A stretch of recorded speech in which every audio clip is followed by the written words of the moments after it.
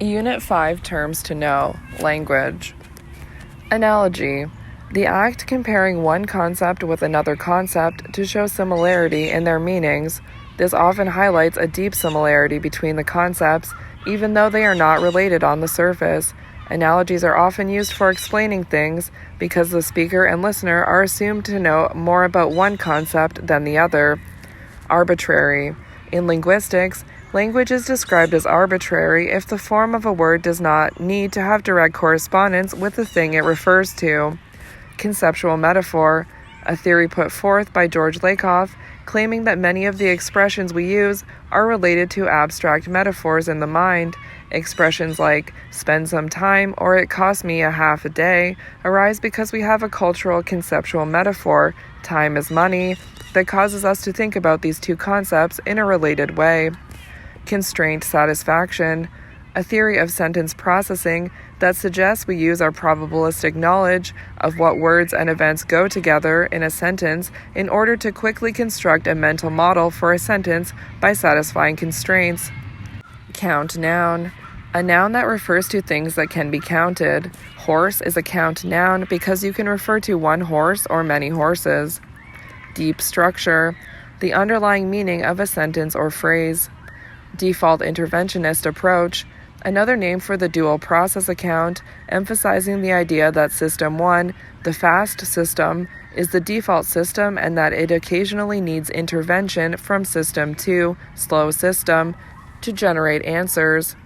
Dual process account, a general theory about thinking that proposes two systems of thinking, a faster intuitive system, System 1, and a slower, more deliberate system, System 2. Focal color.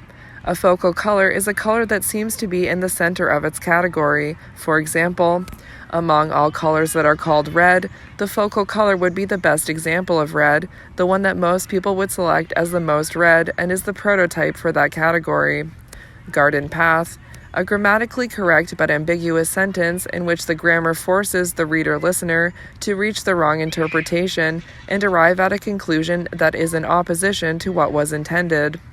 Linguistic inference, a prediction, sometimes automatic, based on the contents of a sentence that helps the reader-listener understand.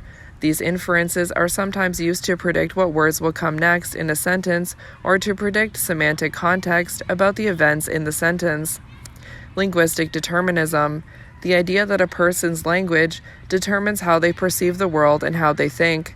This is a stronger version of the linguistic relativity idea. Linguistic relativity, a theory suggesting that a person's native language influences how they think, and that differences in thinking between linguistic cultural groups will emerge relative to existing differences in a person's native language. Monolexemic, a word with only one central meaning. The term red is monolexemic with respect to color because it refers to one color and the term cannot be broken down into constituent words. Mass noun, a noun that refers to something that cannot be counted, such as a substance or quality. Water is an example of a mass noun because it cannot be counted as a number of discrete units. Paired associate learning, a task in which people learn information in pairs in a way that one member of the pair could be a cue for the other.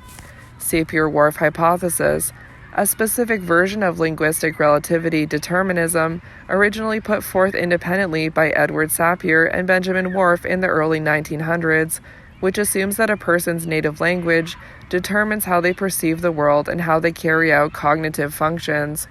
Serial sentence parsing, also known as the garden path model, this is a theory of sentence processing that assumes we construct a sentence tree concept of a sentence by connecting words to phrases and ideas in the order in which we hear them.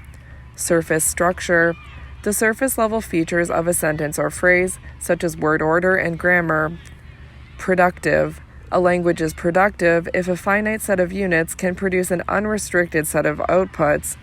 Total feedback, the idea that people are able to hear what they say and receive total feedback on what they produce. Universal cognitive metaphor, the idea that some metaphors are universal or nearly universal and found in most or all languages because they correspond to the physical world or our biology or movement.